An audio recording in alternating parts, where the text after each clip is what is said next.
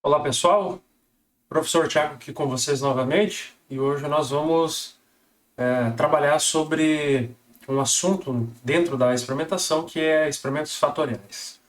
Espero que esteja tudo bem com vocês e nessa aula de hoje nós vamos identificar principalmente as fontes de variação que são adicionadas quando nós conduzimos um experimento que contém dois ou mais fatores. No exemplo do delineamento inteiramente casualizado e de blocos casualizados, nós trabalhamos apenas com um fator em estudo. O exemplo dos níveis de radiação, e esses fatores eles podem ser tanto qualitativos ou quantitativos, certo? Então, nesse material de hoje, nós vamos estar vendo aí experimentos fatoriais, tá, pessoal? O que seria um experimento fatorial? Basicamente, nos experimentos fatoriais, nós testamos combinações de fatores, tá? E essas combinações elas podem ser aí reunindo dois ou mais fatores. Geralmente são dois fatores em estudo, como por exemplo está sendo demonstrado aqui nessas duas imagens. Nesse ensaio aqui, muito provavelmente nós temos diferentes tipos de sombrite, cores de sombrite, né? Preta, vermelha, pérola ou prateada, no caso, né? E sem sombrite, e diferentes cultivares daqui a pouco, de alface. Nesse outro exemplo que eu já discuti com vocês, tinha mostrado inclusive, nós temos aqui a presença de dois tipos de sombrite. Essa aqui, uma sombrite 70, né? 70 de radiação, ou seja, uma malha de 30. Essa aqui é uma sombrite um pouco mais fechada, que deixa passar 50% da radiação, e aqui sem nenhum tipo de sombrite, né? E nós vamos ver que o fatorial desse experimento aqui, nós vamos trabalhar isso na aula prática da terça-feira, vai estar relacionado com esse nível sombrite associado a períodos de avaliação. Será que no início do desenvolvimento da alface, a sombrite influencia? Será que com o passar do tempo a sombrite vai influenciar mais ou menos no outro tratamento? Isso nós vamos ver no exemplo da aula que vem. Pessoal, nos experimentos fatoriais, nós temos basicamente esses três tipos de experimentos aqui, de estruturas de tratamento, melhor dizendo. Que tipo?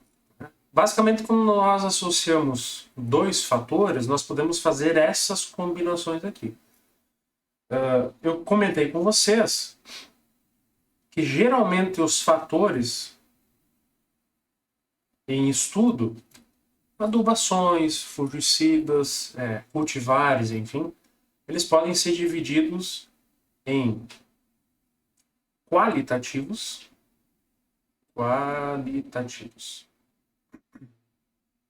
e quantitativos.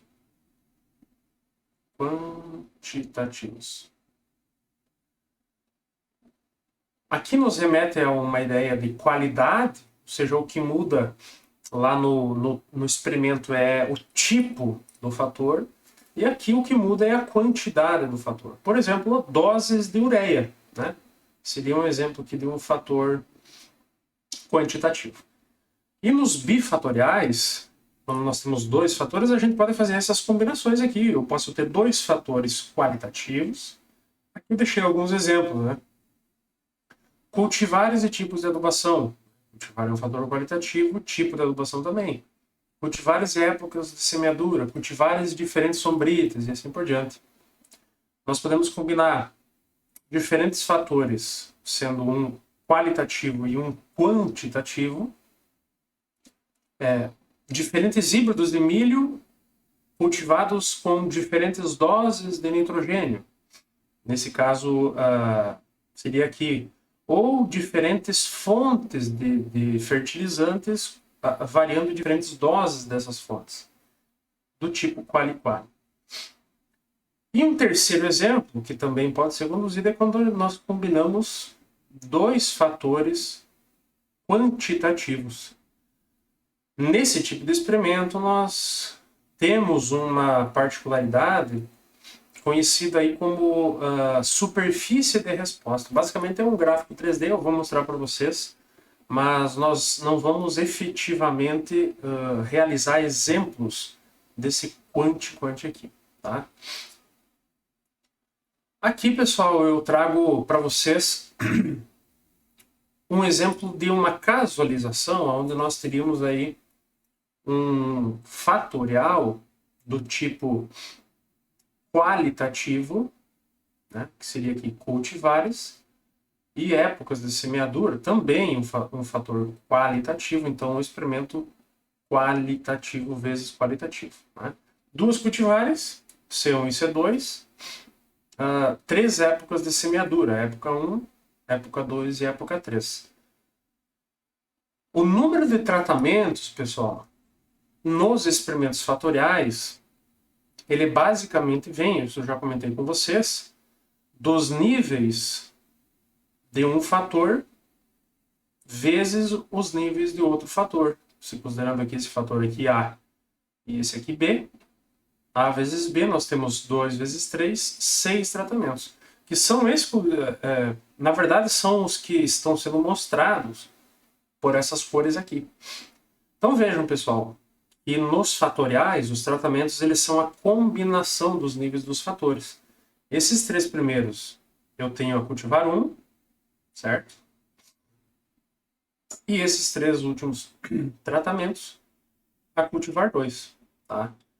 Então, vamos desenhar aqui, mas vamos lá. E como que os fatoriais eles são instalados no campo, pessoal? É importante nós enfatizarmos, importante que vocês saibam, que experimentos fatoriais, né, eles não são um delineamento à parte. Na verdade, experimentos fatoriais nada mais são do que uma forma de arranjo de tratamentos dentro da área experimental. Tanto que eles podem ser conduzidos em DIC, podem ser conduzidos em DBC e assim por diante. Aqui eu mostro para vocês um exemplo de casualização desses tratamentos em um DBC com 3 blocos. Bloco 1, bloco 2 e bloco 3. Então, nós assumiríamos nesse caso que nós teríamos uma fonte de variação conhecida nesse sentido, né? E se vocês observarem, cada tratamento, por exemplo, o rosinha aqui, né? O rosinha ele vai estar presente só uma única vez dentro de cada bloco. Assim como esse salmão aqui, ó. Ele vai estar aqui, ele vai estar aqui, ele vai estar aqui. Né? E aí, nos experimentos fatoriais convencionais, normais, como a gente chama, a casualização dentro do bloco, ela se dá de maneira completamente aleatória. Então vejam uma coisa, depois a gente vai comparar com esse outro exemplo aqui da direita. Nós temos aqui a cultivar 2 nessa parcela, nós temos a cultivar 2 nessa parcela, aí pulou uma parcela, tem a cultivar 1, aí a cultivar 2 veio se repetir aqui só. Né? Se nós pensarmos do ponto de vista de logística, de facilidade de implantação, principalmente se for mecanizado, né, experimentos assim eles ficam bastante complicados, né, porque eu teria que sair com o trator, por exemplo, daqui e aí passar por cá para não daqui a pouco estragar essa parcela e aí implantar essa parcela, aí a cultivar nesse outro bloco aqui, ela está aqui. Aqui deu a sorte de ter as três cultivares perto, né? Mas aí as outras, a cultivar 1, as parcelas dessa cultivar 1 já estão muito distantes. Então, nos experimentos fatoriais tradicionais, é esse tipo de casualização que é feita. Tá? Mas como nós necessitamos aí de uma facilidade maior de implantação, né, nas áreas experimentais, principalmente pela facilidade, existe um outro tipo de arranjo também, que são conhecidos como parcelas subdivididas. Se vocês analisarem esses quadros em negrito que eu fiz aqui, pessoal, vejam que agora todas as 3 parcelas de uma cultivar ficaram juntas, ficaram junto aqui. Deu uma coincidência, casualizei, por exemplo, a cultivar aqui, nessa parcela, nessas 3, né? Que seria a parcela principal aqui, ó. Isso aqui, parcela principal.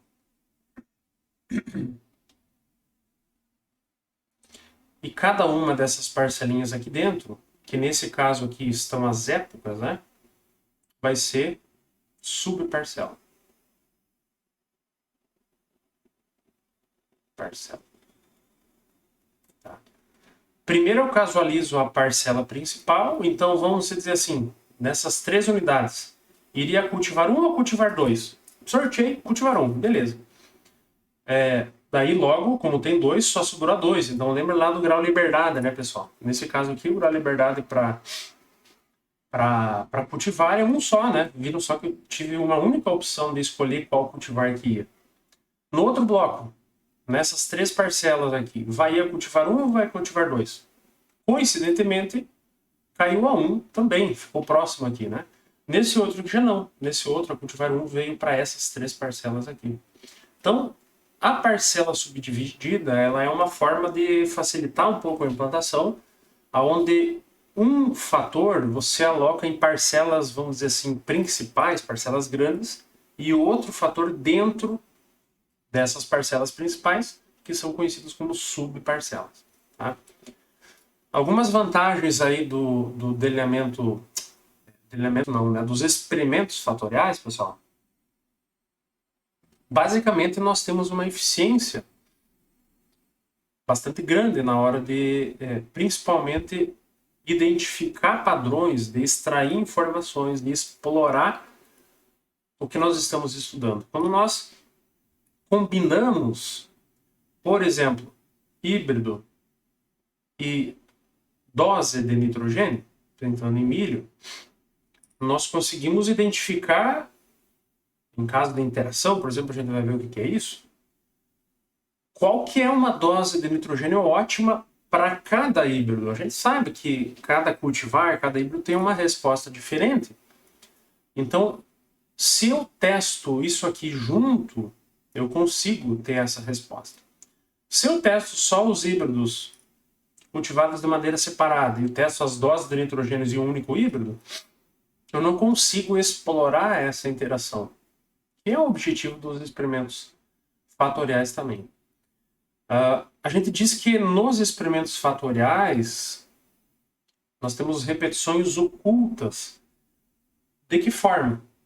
Principalmente porque nós vamos ver depois lá que se nós pegarmos lá o nível desse fator aqui, ó, observem quantas parcelas da cultivar 1 tem, né? É 1, 2, 3 da cultivar desculpa, aqui pessoal, da 1 eu tinha falado, né? Não está na subdividida. Ó, nós temos 1, 2, 3, 4, 5, 6, 7, 8, 9 parcelas da cultivar 1. Então seria a mesma coisa do que nós conduzíssemos um delineamento em DBC unifatorial com 9 repetições. Com isso a gente consegue aumentar a precisão das análises. Uma desvantagem é que essa combinação de fatores ela aumenta exponencialmente quase que o tamanho da área necessária para o experimento. Porque à medida que a gente aumenta, por exemplo, ali tinha um exemplo de 2 níveis de um fator e 3 de outro. 6. Né? Se eu tiver agora só aumentar um cada um, né? 3 vezes 4, eu já vou ter 12 tratamentos.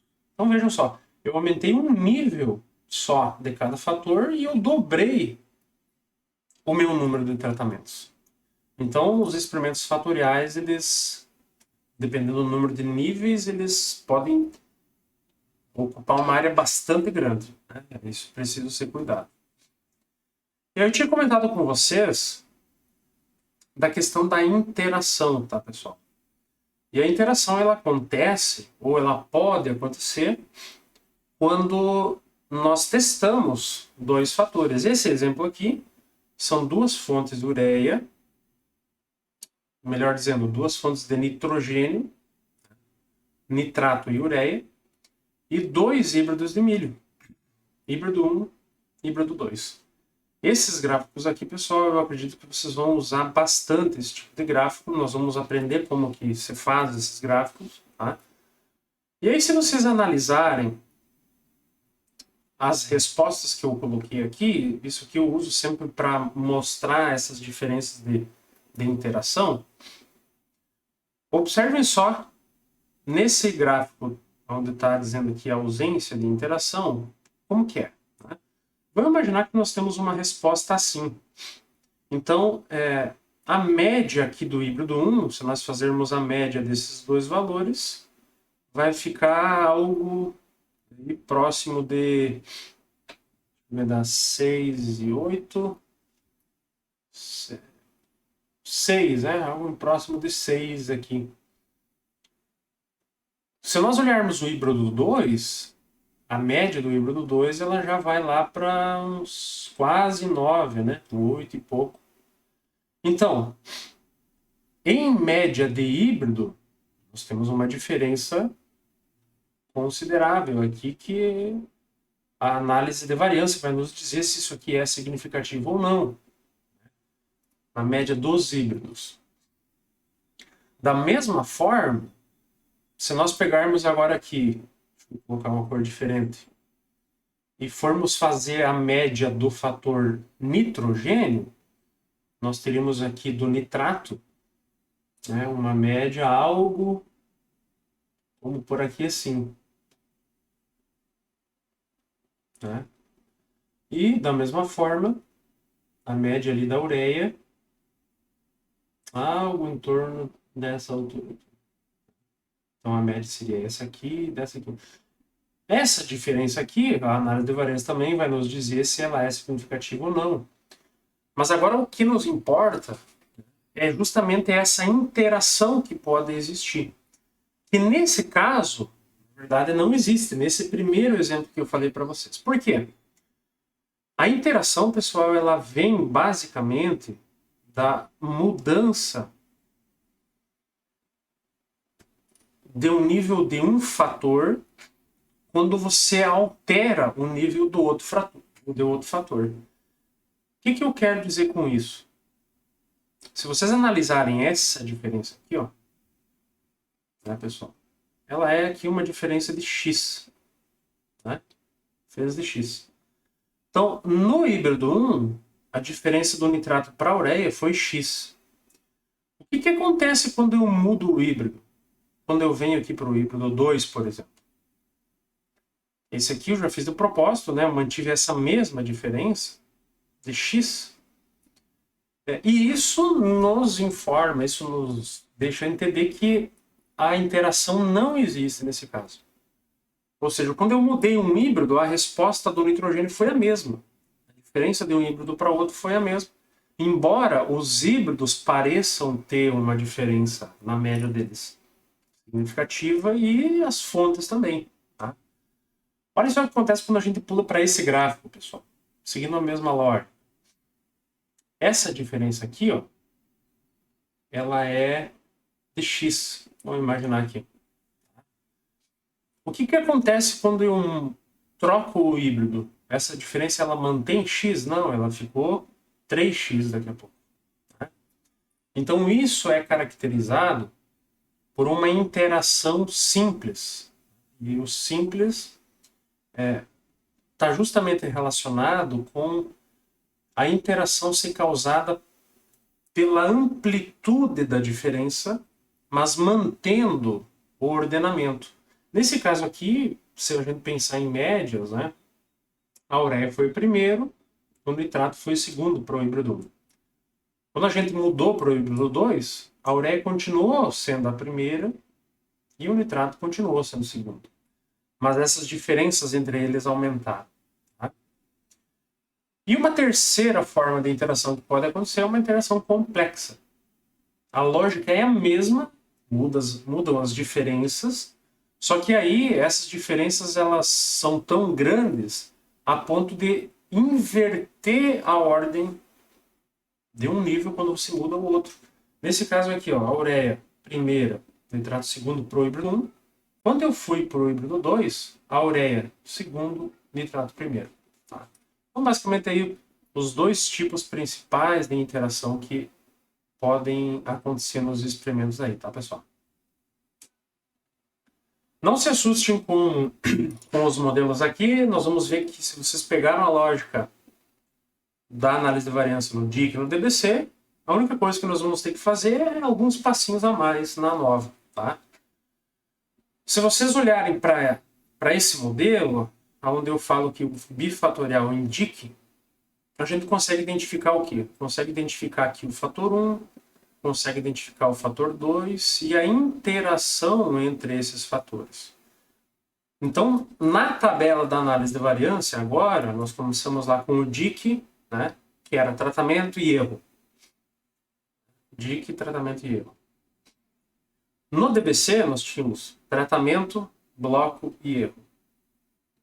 Agora, nos fatoriais, nós vamos incluir mais duas fontes de variação, que basicamente vão ser o segundo fator, né? O segundo fator, por exemplo, aqui, esse aqui seria o tratamento. No fatorial, ele passa a ser chamado agora fator A, né? Nós incluímos um segundo fator e incluímos a interação entre os dois fatores lá na análise de variância, tá? No modelo DBC fatorial, nós incluímos esses dois fatores adicionais, né?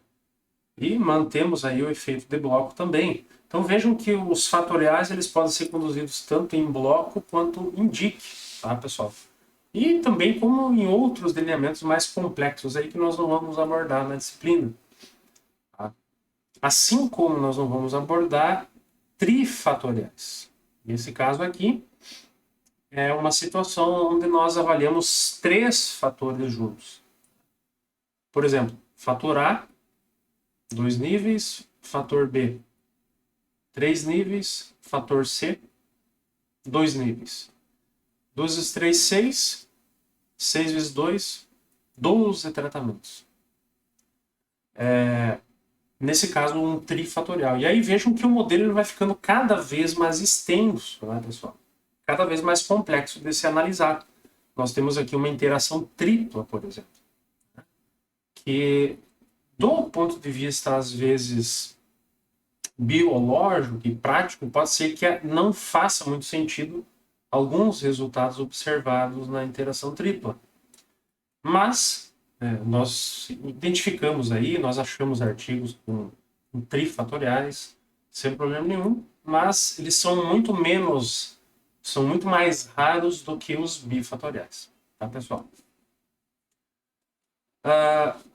Basicamente, aqui eu apresento para vocês as equações para se calcularem as somas de quadrado. Vocês vão ver que a lógica é a mesma. Nós vamos precisar de um fator de correção, só que agora esse fator de correção ele não vai ser mais y ponto ao quadrado dividido por ij.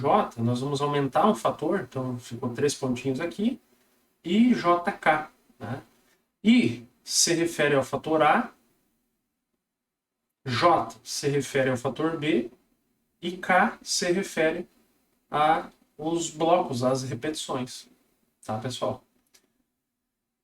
E aqui estão as fórmulas. Eu acho que eu vou explicar para vocês lá no exemplo numérico depois. Mas essa aqui é uma tabela da análise de variância em um fatorial, um bifatorial. Por que bi? Porque tem dois fatores, tá? Conduzido aí em elemento de blocos completos ao acaso. Tá? Nós temos blocos, temos o fator A, o fator B, a interação AB, o erro e o total. Então vejam que para o DBC nós aumentamos dois fatores a mais. Aumentando, vai ficando cada vez maior essa tabela da análise de variância. Um exemplo numérico aqui para mostrar para vocês, pessoal, eu peguei os dados do meu trabalho de conclusão de curso. Fazia tempo, na verdade, que eu não abria, e aí hoje decidi mostrar para vocês. Então foi um ensaio conduzido a campo aí, lá no ano 2013, em um delineamento de blocos ao acaso com 4 repetições, e eu testei 2 fatores. Um fator estava relacionado a parcelamento de nitrogênio, ou seja, isso em trigo, tá? Ou seja, se eu coloco toda a dose recomendada em uma única vez, ou se eu divido ela em 2 vezes e começo antes, ou se eu divido ela em 2 vezes e começo depois. Basicamente, esses foram os tratamentos, os níveis desse fator. Então, um nível aqui, 100% no duplo anel, lá dentro. Tem umas imagens para mostrar para vocês depois. Esse outro nível, a metade da dose recomendada lá no afilhamento, 20, 25 dias depois de emergidas as plantas, né? E a metade no duplo anel, e esse outro nível, a metade no duplo anel, e a outra metade quando o trigo estava já emitindo a espiga, né? Mais tardio. E esses 3 níveis foram combinados, então, com a presença de enxofre, tá? Com a presença de enxofre e sem a presença de enxofre. Então, aqui, pessoal, um fatorial 2 por 3, né? 2 níveis de enxofre com e sem, 3 níveis de parcelamento de nitrogênio, que são esses aqui. Se nós pararmos para fazer a conta, 2 vezes 3 são 6 tratamentos, vezes 4 repetições, igual 24 unidades experimentais, 24 parcelas. Tá? O objetivo que foi avaliar produtividade, componentes de rendimento e qualidade, enfim, e a variável que nós vamos usar para exemplo agora aqui é uma variável de qualidade de farinha obtida nesses tratamentos. Esse trabalho está publicado, então você pode estar aí também acessando e lendo ele na íntegra. Aqui eu fiz uma casualização, é claro, não foi a mesma lá do experimento, eu não me lembro mais qual era a ordem lá, mas eu fiz uma casualização nova só para efeitos aqui de vocês entenderem como que se dá essa casualização. Então vejam só, pessoal, esses 3 primeiros tratamentos aqui são os que não tiveram enxofre, esses 3 últimos os que tiveram enxofre. E dentro de cada um, os níveis de nitrogênio. Então se vocês pararem para olhar, vocês vão ver aqui, por exemplo, as parcelas sem enxofre dentro do bloco 1, né? Vamos começar aqui embaixo. Sem enxofre são essa aqui e são essa aqui. Por coincidência, ficaram próximas. Tá? Agora no bloco 2, sem enxofre são essa aqui, esta aqui e agora está aqui no fundo sem enxofre. Né? Então vejo que teve uma descontinuidade aqui dessas parcelas, o que caracteriza um fatorial normal, convencional. Né? Se fosse em parcela subdividida, nós teríamos para todos os blocos esse comportamento aqui. Tá? Aqui algumas imagens só do experimento de campo, tá, pessoal? Então, foi semeado aqui numa resteva de milho. Isso aqui foi 15 dias depois da semeadura. Foi onde eu fiz a primeira aplicação nos tratamentos que tinham aquele lá 50% no afilhamento. Né? Então, metade, em algumas parcelas, eu coloquei metade da dose de nitrogênio nesse estágio do trigo aqui. E vocês podem ver o tamanho dele, relativamente pequeno, né? Aqui, as plantas já em um estágio mais avançado, 39 dias depois da semeadura, com já alguns afilhos e o número de afilhos foi um caractere que diferenciou bastante. Principalmente, eu consegui observar muito mais afilhos, como aqui, por exemplo, em plantas que tiveram um nitrogênio fornecido lá no cedo, né, lá nos 15 dias depois da semeadura. A título de curiosidade também, isso aqui é um colmo do trigo, tá, pessoal? E eu consegui identificar aqui o ponto de crescimento, o meristema dele, iniciando o desenvolvimento da espiga. Né? Então isso aqui, pessoal, vai gerar mais lá na frente a espiga do trigo. Mas essa estrutura aqui no trigo, nessa idade, com 30, 40 dias, ela está por aqui assim, ó, na altura, se nós pensarmos. Então precisa abrir com muito cuidado aqui para conseguir identificar isso aqui, e é o estágio do planel recomendado para aplicação. E 41 dias depois desse duplo anel, as espigas do trigo já estavam saindo, né? E aí, esse aqui, em algumas parcelas, foi um estágio onde eu também apliquei o nitrogênio. Então, nesse caso, variou aí parcelamento, tudo uma vez só, em algumas parcelas, nesse estágio aqui, em algumas parcelas, metade nesse estágio, metade nesse, e outras parcelas, metade nesse, metade nesse, tá? Associado aí com a presença ou não de enxofre, e aqui eu tenho os resultados da extensibilidade da massa, tá, pessoal? Vocês não precisam saber o que é extensibilidade, decorar isso, né? Mas é um caractere importante do ponto de vista de panificação. Isso significa que quanto maior esse valor, que em milímetros, a massa ela tem uma capacidade de se expandir maior. Com isso, a rede de glúten que prende o CO2 na hora da fermentação do pão, ela fica mais forte, consegue prender mais, o pão cresce mais. Tá? E aí busca-se valores maiores dessa variável. E aqui, nessa tabela, eu trago os dados para vocês, tá, pessoal?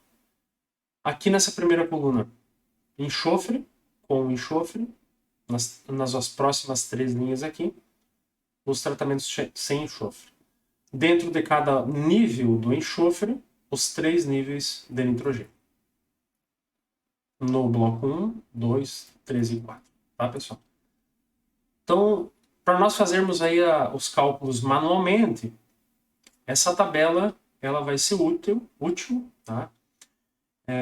E é importante também que nós, no caso dos experimentos fatoriais,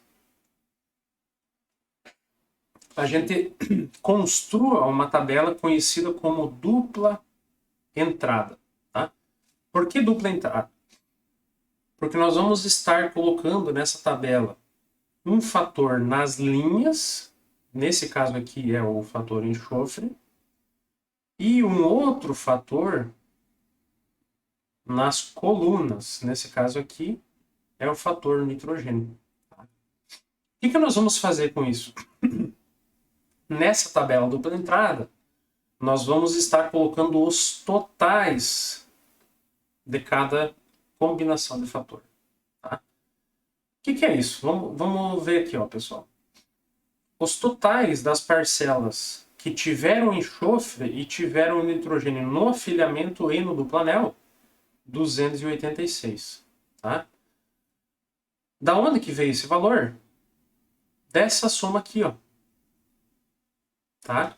Se vocês somarem esse valor, esse e esse, vai dar 286. Olha, ó, com enxofre, afilhamento e duplo anel. Esse azulzinho aqui, essa primeira linha, com enxofre, somente no duplo anel, 373, e assim por diante, até o último valor aqui. Então, a tabela dupla entrada, nesse caso eu coloquei aqui, tem os totais de cada fator, na verdade, os observados em cada combinação de fator, e aí o que eu preciso fazer agora, assim como nós fazíamos lá com o tratamento em bloco, é somarmos o total do fator aqui enxofre com enxofre, que é 1006, somarmos todas as parcelas sem enxofre, 923. E, da mesma forma, somarmos os níveis de nitrogênio agora. Certo? As duas parcelas aqui, os dois totais, 583, 689, 657 e o total geral. Tá? Então, se vocês somarem todas essas unidades experimentais aqui, vocês vão encontrar aí 1929. Então, essa aqui é uma estrutura básica para nós conseguirmos realizar a análise de variância. E vocês vão ver que é bem tranquilo, tá, pessoal? Não é difícil de calcular, Só nós vamos ter um pouquinho mais de trabalho do que nós estávamos fazendo no DBC. Tá? O fator de correção segue a mesma lógica. O que a gente precisa fazer? Precisa pegar o total geral e elevar ele ao quadrado, dividir pelo número de parcelas que originaram esse total geral. Nesse caso aqui, 2 vezes 3 vezes 4, 24 parcelas. Tá? Beleza, tem o meu fator de correção já, que vai ser usado agora nas outras somas de quadrados para corrigir. Tá? Soma de quadrado total. Segue a mesma lógica do DBC. O que a gente precisa fazer? Somar o quadrado de todos esses números aqui. Ó. Então, eleva ao quadrado, somo com esse. Eleva ao quadrado, somo. Faço isso para todos os 24 valores. Vou ter o quê? O total aqui da soma dos quadrados, menos o fator de correção, soma de quadrado total. Tá, pessoal? Então, é essa soma de quadrado total aqui que nós vamos estar aí decompondo ela em soma de quadrado de bloco, do fator A, do fator B, da interação e do erro. Tá? Pessoal, a soma de quadrados de bloco, o que a gente precisa fazer? Usar os totais de bloco. Então, aqui estão os totais de bloco, tá? Eles estavam nessa outra planilha e eu só passei para lá. Se vocês somarem esses 6 valores, vocês vão achar aqui 485, tá? Então, 485, bloco 1, 77, 487 e 480, tá? Eleva ao quadrado esses totais, divido pelo número de parcelas que me originaram esses totais. Esse número nós encontramos aqui sendo I vezes J. Por quê? Por que I vezes J? Porque se vocês somarem, se vocês multiplicarem o 2 níveis, né? Nesse caso do enxofre, que é 2 vezes 3, né? Então aqui, 1, 2, 3, vocês vão encontrar as 6 parcelas que deram origem a esse total aí. Então, elevo ao quadrado, somo, divido pelo número de parcelas que deram origem ao total do bloco, diminuo o fator de correção, somo de quadrado de bloco. Soma de quadrados do fator A. Nesse caso aqui, pessoal, eu considerei o fator A como sendo o enxofre, certo? Então, para nós acharmos a soma de quadrados desse fator enxofre, o que nós usamos? Os totais desse fator, que é o 1006 e é o 923. Opa, 923, tá, pessoal? Da mesma forma, elevo ao quadrado esses totais, somo eles, divido pelo número de parcelas que deram origem a esse total, né?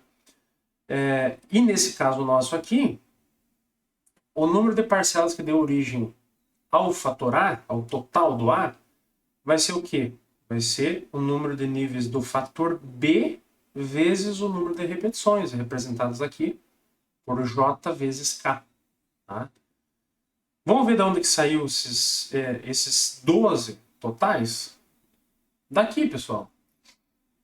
Total do enxofre com e 100, que é esse aqui, né? 1006, 923, vieram, deixa eu limpar aqui, vieram desses 12 valores, ó.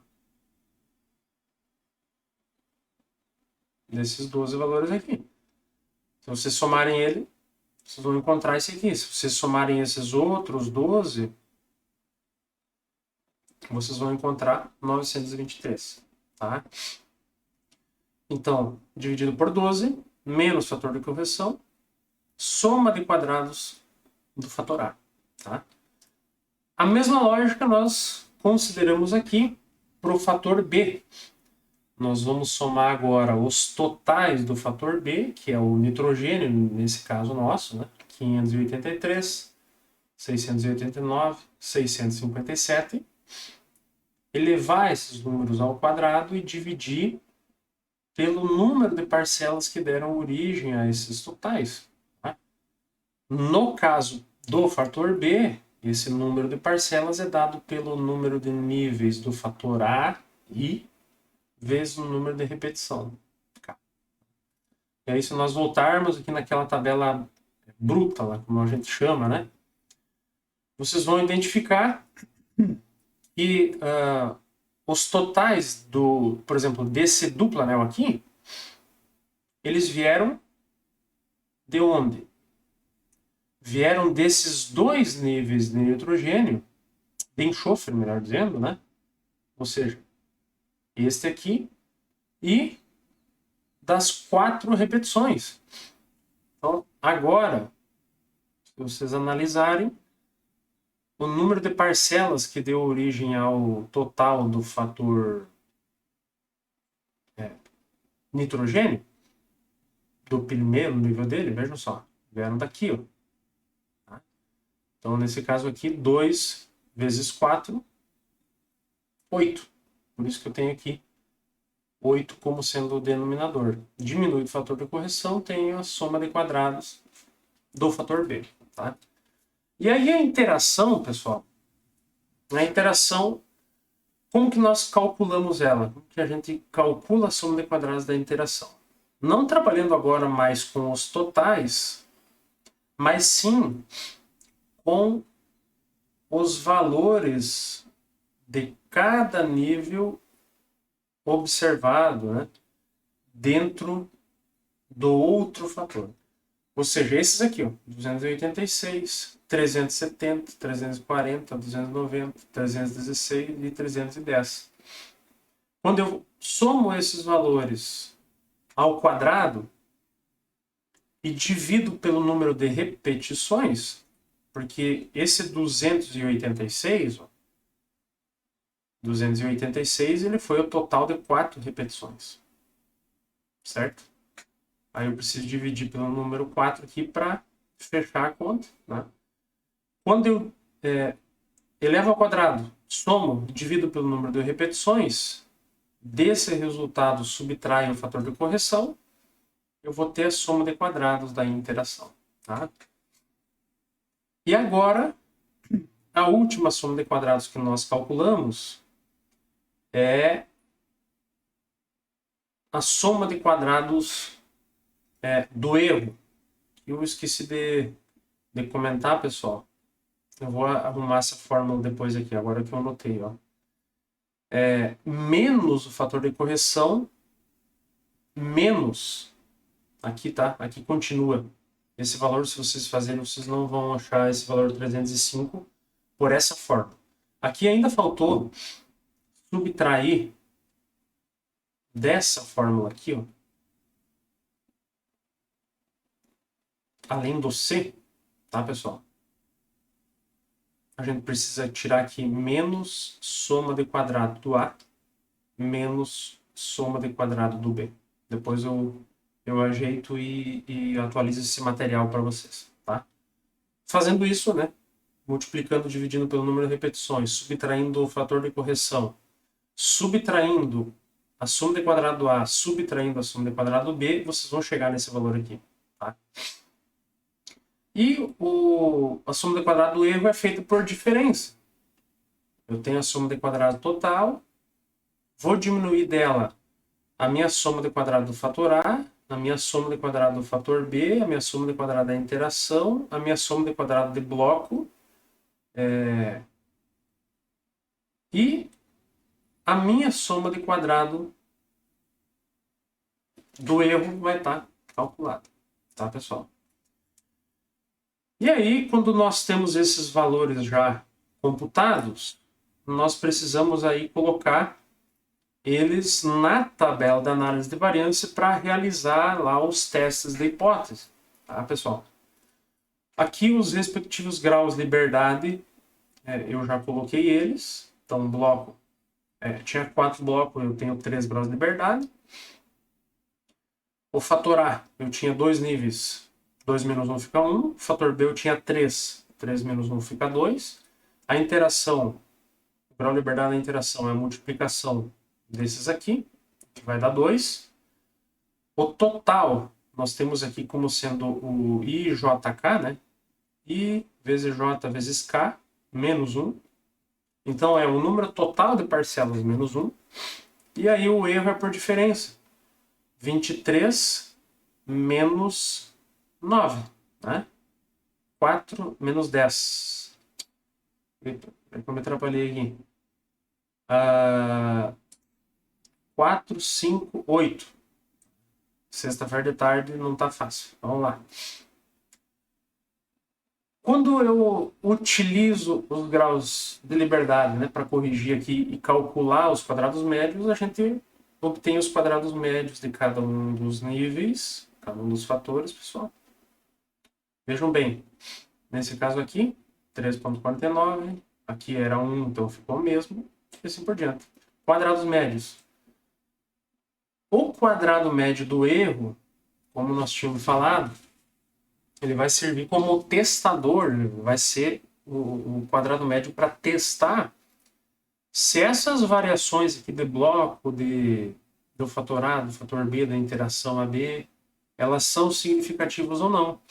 Então, o F calculado para cada um dos fatores, eu calculo ele usando o quadrado médio do erro. Então, aqui, esse 0,18 é o quê? 3,49 dividido por 19,59. E assim por diante com os outros, tá? Tenho os F calculados aqui. E os F tabelados, pessoal, vocês precisam procurar lá naquela tabela F, assim como nós fizemos no delineamento DIC, BBC. Vai ser a mesma lógica. F tabelado por bloco, vocês vão procurar lá na coluna que tem o 3 e na linha que tem o 15, que é o grau de liberdade do erro. Para o fator B e para a interação, vocês vão procurar na coluna que tem o 2, na linha que tem o 15. E para o fator A, vocês vão procurar na coluna que tem 1 e na linha que tem o 15. Aqui eu já coloquei para vocês. E agora nos resta somente fazer esse teste de hipótese e comparar os F calculados, se eles são ou não maiores que o tabelado, né? E aqui a gente consegue já concluir que o efeito de bloco foi não significativo. Esse efeito não significativo é explicado basicamente. Deixa eu ver se eu tenho as médias dos blocos aqui. Não tem média, mas tem os totais. Veja que os totais ficaram muito parecidos, ó. 485, 477, 487, 480. Então, em média, os blocos tiveram valores semelhantes, por isso que não deu diferença aqui, né? Agora, nós rejeitamos a hipótese para o fator A, para o fator B e também para a interação. Quando nós rejeitamos a hipótese para a interação, pessoal, e aí, quando eu falei rejeitar a hipótese, vocês entendam como a hipótese nula, né?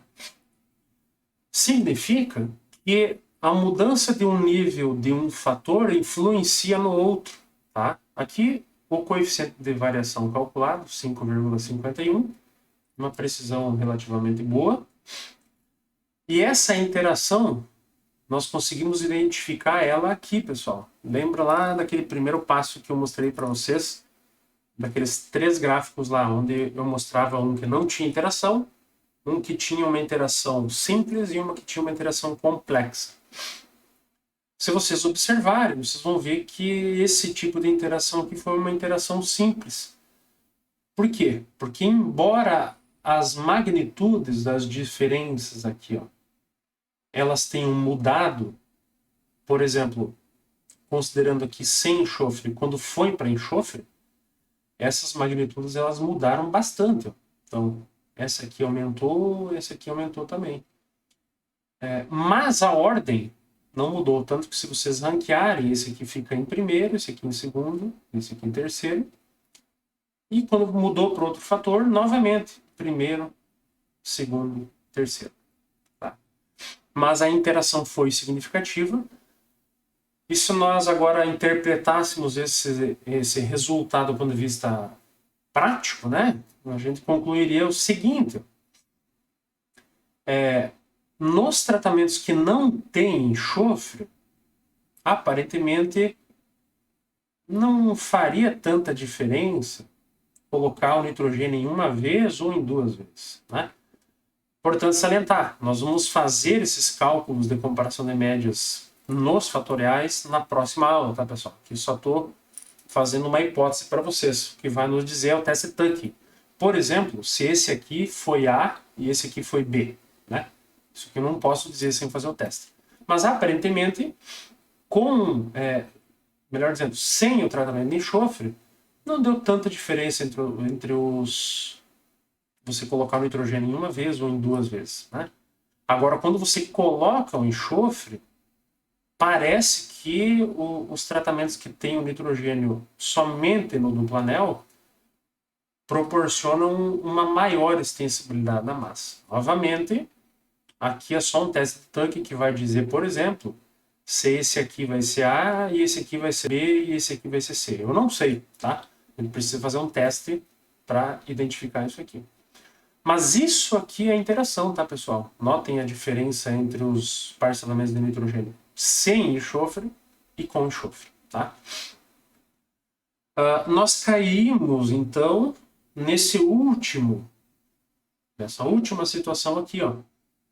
Quando o F da interação é significativo, nós separamos as médias aí, comparamos as médias de um fator dentro do outro e depois invertemos, né, comparando as médias todos dentro do outro. Tá? Vou mostrar para vocês bem rapidinho o que nós vamos fazer na próxima aula. Tá? Nessa comparação da média, que seria essa última aqui, nós vamos estar utilizando aí o teste Tuckey para, primeiramente, dentro dos tratamentos sem enxofre, identificar, por exemplo, essas diferenças. Ah, não, aqui deu A, aqui deu AB e aqui deu B. Né? Sem enxofre, agora eu vou lá para com enxofre. Aqui deu A, aqui deu B e aqui deu C. Isso a gente vai ver lá no teste. Né? Então essa é uma comparação, por exemplo, A dentro do B, e depois nós invertemos, a gente fixa um nível. Então vamos fixar agora aqui. Vamos começar com essa barrinha alaranjada, né? Primeiro eu faço essa comparação aqui, ó. Esse aqui. Opa! Esse aqui é diferente deste. Né? E aí, se não for, por exemplo, nós vamos ter uma letrona grande agora aqui. A, azão, azão. Beleza, fiz essa comparação. Agora eu comparo esse com esse. São diferentes? Aparentemente pode ser que sim, né? Mas daqui a pouco o seu teste indicar, vai ter um azão, vai ter um bezão.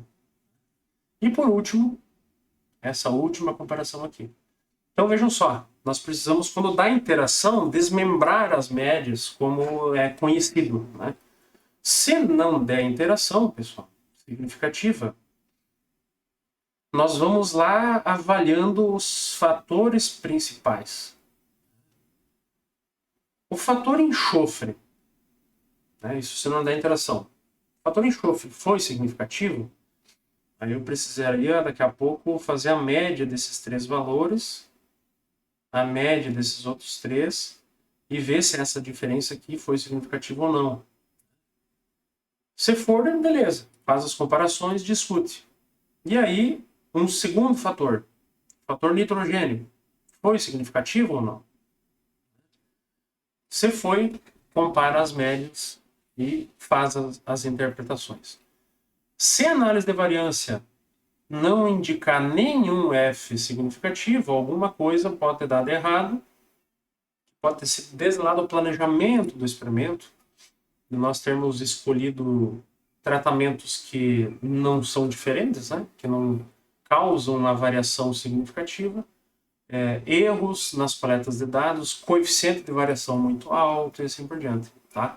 Então, na próxima aula, nós vamos fazer um exemplo prático desses fatoriais, calcular o teste TUC e interpretar os resultados aqui dentro. Tá, pessoal? Deixo aí uma sugestão de leitura para vocês.